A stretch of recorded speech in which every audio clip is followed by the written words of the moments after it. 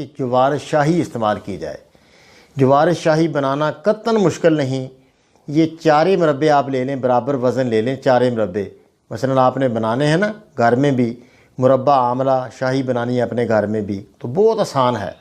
मुरब्बा आमला ले लें 1 पाव, मुरब्बा हरीर का 1 पाव ले लें, मुरब्बा सेब का 1 पाव ले लें, मुरब्बा गाजर का 1 पाव ले लें, गुलकंद जो गुलाब से बनता है ये भी पाव ले लें।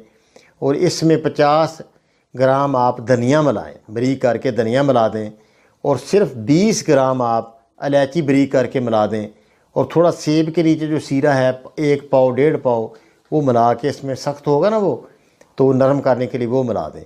गुठलियाँ वगैरह साफ़ करके ना आमले की, वो दूसरी जो हरीर की गुठली होती है वो छुरी से साफ़ करके वो निकाल दें और अच्छी तरह उसको कूट कर सारी चीज़ें मिक्स कर लें, बस तैयार है। ये शाही है। बढ़ा हुआ ब्लड प्रेशर, जितने भी